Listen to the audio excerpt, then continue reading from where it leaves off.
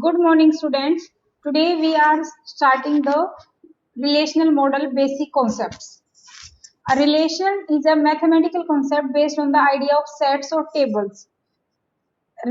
Concept of relation model was proposed by Dr. E.F. Code of IBM in 1970s. Informally, in a relational model, everything is expressed in the form of a relation, and relation looks like a table of values. Typically, a table contains set of rows, and a row is also called a tuple. And every row is made up of your columns, and each column is also called the attribute of your relation or table. This is how a relation or table looks like.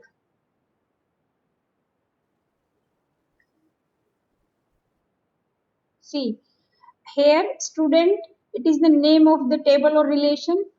These are the name of the attribute or columns of the relation. Name, SSN, home, phone, address, and all. And these are called the rows. This is one record, or one row, or one tuple of the table or relation, right? One of the attribute is made as primary key to identify the data uniquely. Then key of a relation. Each row has a value of data item that uniquely identify that row in a table called the key. की आपकी क्या होती है relation की, जो कि data को वो एट्रीब्यूट जो डेटा को यूनिकली आइडेंटिफाई कर सके, राइट? नाउ फॉर्मल डेफिनेशन, जो हमने ऊपर टेबल या रिलेशन की फॉर्म में बताया, उसे फॉर्मली कैसे बता सकते हैं? स्कीमा होता है रिलेशन का. Schema is denoted by this R, A1, A2, AN. Here R is the name of the relation, A1, A2, AN are the attributes of the relation. And without explicitly defining, schema also contain the domain of the attributes of the relation. Like A1 है, वो किस तरह की values ले सकता है? वो numeric value लेगा, कैरेक्टर टाइप वैल्यू लेगा, डेट टाइप वैल्यू लेगा. ये सब भी आपकी स्कीमा में ही आती हैं. यानी कि name of the relation, attributes के नेम एंड एट्रीब्यूट्स की डोमेन क्या है, ये सब आपका स्कीमा के अंदर आ जाता है. Alright. Then tuple is an ordered set of values. Tuple की वैल्यू को अगर हमें दिखाना है इसी रो की वैल्यूज को, तो हमें इस एंगल्ड ब्रैकेट में शो करना होगा. जैसे एंगल्ड ब्रैकेट यहाँ से शुरू की, यहाँ फिनिश हुई, और बीच में सारी वैल्यूज, जैसे ये आईडी, फिर नाम. अगर कोई भी चीज जो आपकी स्ट्रिंग में है तो उसको डबल कोट्स में दिखाया जाता है, जैसे नेम और एड्रेस दिखा रखा है. और जैसे ये है, ये भी हमने वेर कर ले रखा होगा, इसलिए डबल कोट्स में दिखा रखा है. ठीक है. तो रिलेशन, हर एक टप्पल क्या है? ऑर्डर्ड सेट ऑफ वैल्यूज है, और पूरा रिलेशन सेट ऑफ टप्पल्स है. इसीलिए ये कह रहे हैं कि ये सेट थ्योरी पे आपका बेस्ड है. देन डोमेन, मतलब डोमेन का मतलब ये है कि कोई भी एट्रीब्यूट कौन सी वैल्यूज उसके अंदर आप डाल सकते हो, विच वैल्यूज आर अलाउड, जिसी को डोमेन कंस्ट्रेंट भी बोलते हैं. जैसे एग्जांपल दे रखा है कि USA phone number, set of 10 digit phone number valid in US. जो यूएस में वैलिड फोन नंबर है, उनका इस एट्रीब्यूट में वो वैल्यू डलेंगी, तो वो इसकी डोमेन हो जाएगी, right? Relation state. What is relation state? Relation state is a subset of the Cartesian product of the domain of attribute. Relation state का मतलब क्या है? किसी भी समय पे रिलेशन में क्या वैल्यूज हैं, उसमें कौन कौन सी कितनी रो है, और उनमें क्या वैल्यूज है, और वो क्या है? सबसेट है Cartesian product of domain of attribute. Cartesian product of domain of attribute का मतलब क्या है? कि जितनी पॉसिबल वैल्यू पहले एट्रीब्यूट में, दूसरे में, तीसरे में, उनके जितने कॉम्बिनेशन बनते हैं वो हमारा टोटल है. उसमें से कुछ ही वैल्यूज तो हमारी किसी at any moment of time डली होती हैं, कुछ ही रो तो डली होती हैं. इसलिए रिलेशन स्टेट को बोला जाता है कि सबसेट है कार्टेशियन प्रोडक्ट का. एक तरीके से आप देखोगे कि ये पूरे तरीके से आपका सेट थ्योरी से कनेक्टेड है. तो इसकी फॉर्मल डेफिनेशन सेट थ्योरी के हिसाब से कि ये आपका रिलेशन है R A1 A2 AN are, यानी कि एट एनी टाइम जितनी रोज अवेलेबल है रिलेशन में, that is subset of domain of attribute A1 into domain of attribute A2 into domain of attribute AN. यानी कि जितनी वैल्यूज A1 में आ सकती हैं, A2 में आ सकती हैं, AN में आ सकती हैं, उन सब का कार्टेशियन प्रोडक्ट कर देना. कार्टेशियन प्रोडक्ट कर देने का मतलब है कि जितने पॉसिबल कॉम्बिनेशन बन सकते हैं सारे बना देने के बाद जितनी वैल्यू, जितनी आपकी रो जनरेट होगी, उनमें से कुछ ही रो तो एट एनी टाइम हमारे रिलेशन के अंदर आती हैं। ठीक है, यहाँ पे ये RA1AN ये स्कीमा होता है आपका रिलेशन का, R name of the relation है, A1A2AN एट्रीब्यूट्स हैं रिलेशन का, RR is the state of relation at any moment of time, population और वैल्यू ऑफ रिलेशन इसको हम बोलते हैं। ऑलराइट, तो कुछ फॉर्मल और इनफॉर्मल वे में हम क्या बोलते हैं, फॉर्मल वे में रिलेशन बोलते हैं, इनफॉर्मली टेबल बोलते हैं, फॉर्मली एट्रीब्यूट बोलते हैं, इनफॉर्मली कॉलम बोलते हैं, डोमेन बोलते हैं या फिर पॉसिबल वैल्यू जो ले सकता है, टपल बोल देते हैं और इनफॉर्मली रो बोल देते हैं, स्कीमा को टेबल डेफिनेशन बोल देते हैं और स्टेट ऑफ रिलेशन को पॉपुलेटेड टेबल भी बोल देते हैं। तो ये जो आपकी लेफ्ट साइड में है ये आपकी जेनरिक मतलब इनफॉर्मल टर्म्स हैं, और फॉर्मली अगर बोलो तो relation, attribute, domain, tuple, schema and state of relation. समझ आ गए यहाँ तक? Yes ma'am.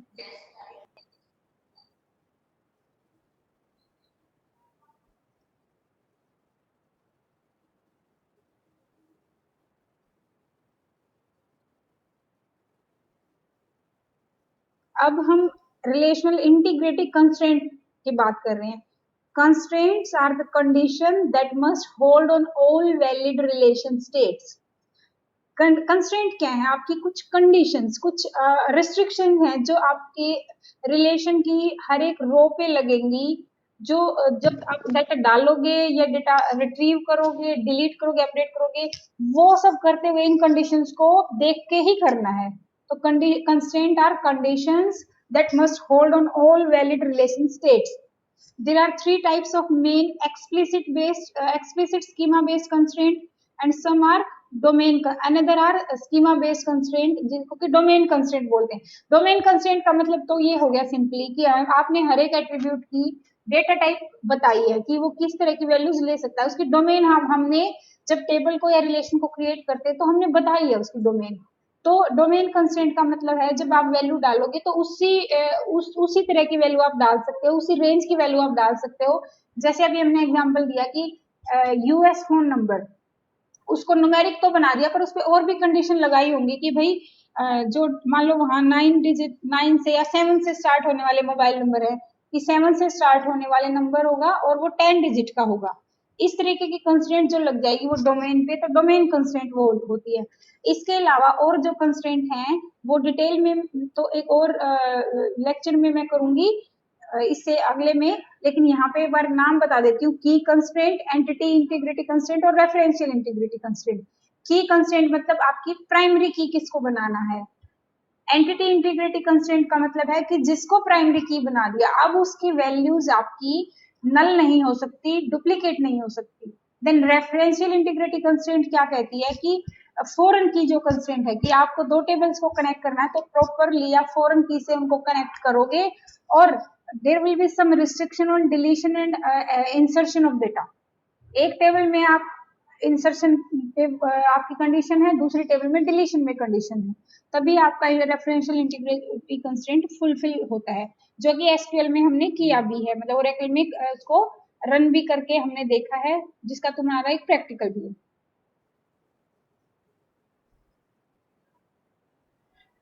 कीज के बारे में मैं थोड़ा यहीं पे एक्सप्लेन करना चाहूंगी।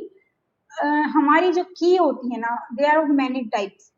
सबसे पहले सुपर की, सुपर की वो क्या है, सेट ऑफ एट्रीब्यूट है जिससे कि हम डेटा को यूनिकली आइडेंटिफाई कर सकते हैं, और प्राइमरी की उसको बनाते हैं जो मिनिमल सुपर की होता है।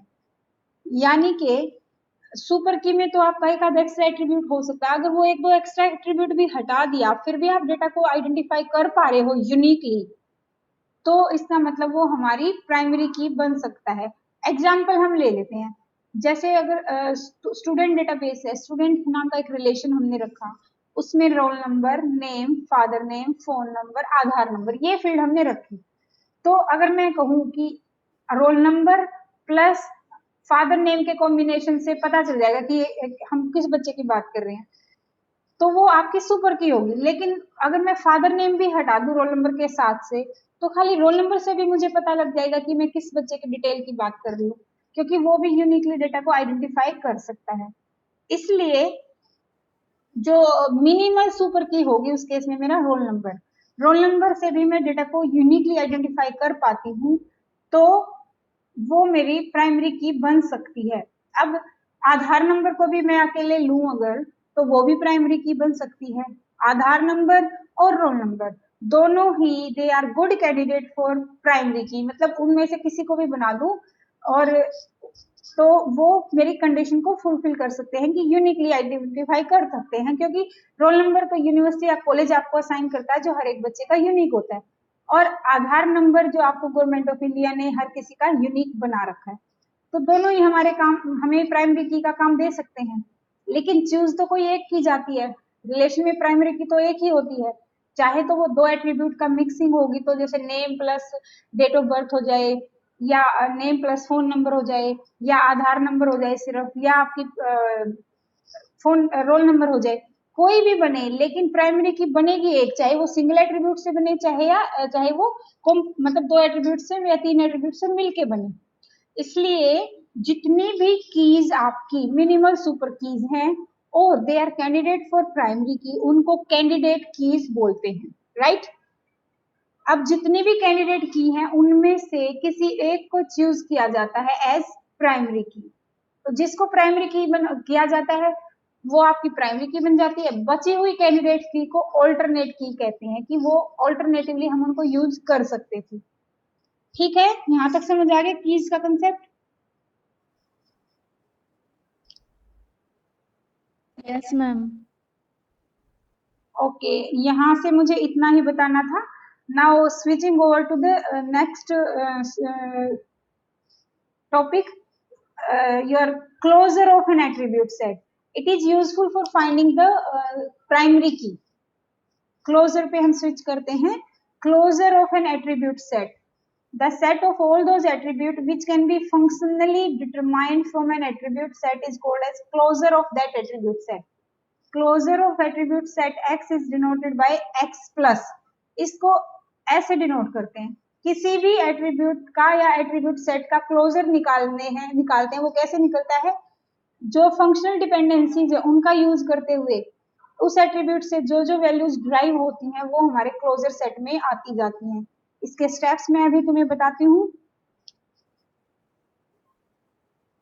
देखो हमें क्या करना है, जैसे ये हमें given set of functional dependencies दे रखी हैं, ये रिलेशन है हमारा R A B C D E F G H, मतलब रिलेशन का नाम आर है और A B C D E F G ये आपके एट्रीब्यूट्स के नेम है। ये हमें एफ डी दे रखी है functional dependency, A to B C to D E, D to F and C F to ji.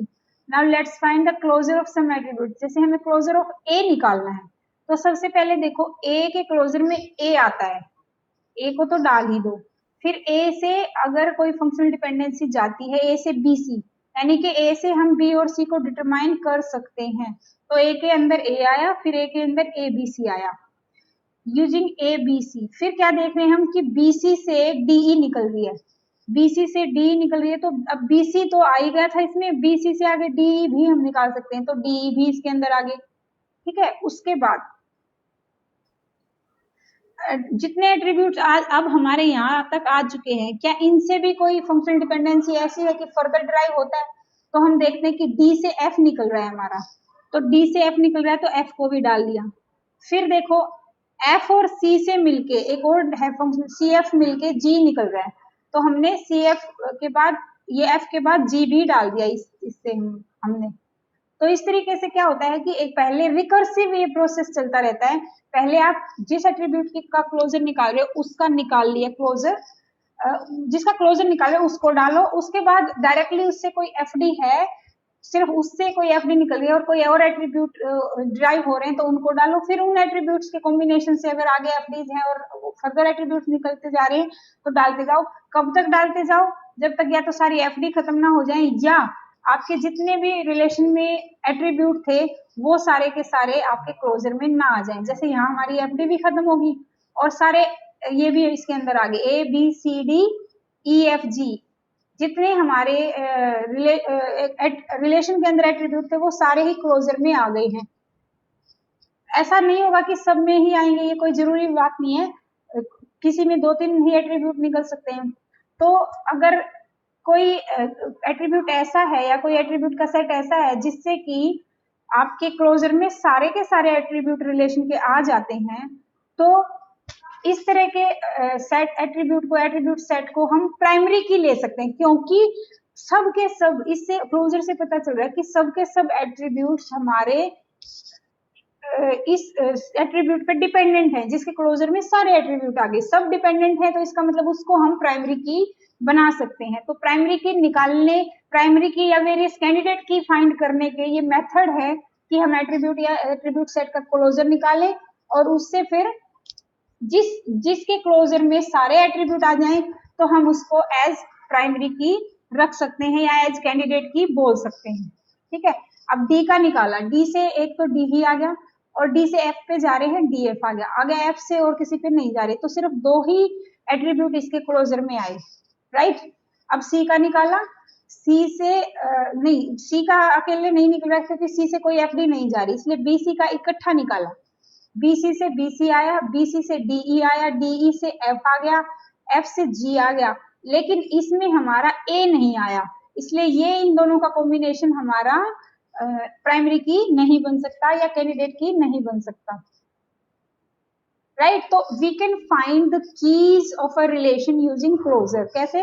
If the closure result of an attribute set contain all the attribute of relation, then that attribute set is called as the super key of that relation।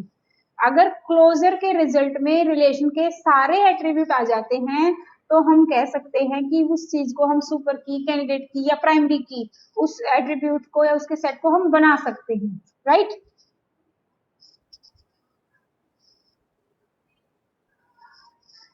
If there exists no subset of an attribute set whose closure contain all the attribute of relation, then attribute set is called candidate key। Candidate की क्या होती है? जिसको आप primary की बना सकते हो, यानी कि जितने भी आपने एट्रीब्यूट्स के सेट ऐसे आए या सिंगल एट्रीब्यूट आए जिनकी की जिनके क्लोजर में सारे एट्रीब्यूट आगे रिलेशन को, तो वो आपकी क्या होगी? वेरियस कैंडिडेट की होगी, उनमें से कोई भी चूज करके आप प्राइमरी की बना सकते हैं, राइट। इस तरह से कुछ प्रॉब्लम्स आपकी क्लोजर बेस्ड प्रॉब्लम आ सकती हैं कि ये आपका फंक्शनल डिपेंडेंसी गिवन है, विच ऑप्शन इज फॉल्स। जैसे आपने सी एफ का क्लोजर निकाला तो आप देखोगे सी एफ में क्या आएगा? सी से जी, एफ से ई, ई जी से ए आ जाएगा, ए एफ से डी आ जाएगा, तो ये सब आ रहे हैं। I think this is true. तो इस तरीके से आप क्लोजर निकाल के बताओगे कि कौन सी स्टेटमेंट इनमें से ट्रू है। इस तरह के क्वेश्चन आप कर सकते हो। इसमें ऑप्शन ए को जैसे चेक किया, so option A is correct, right? This way you can find the closure, and after finding the closure you can find all the candidate key of relation, and among them you can decide which is to be used as your primary key, right? With this we complete this topic of basics of relational algebra and how to find closure, and then after finding the closure how to find the key of relation using the closure.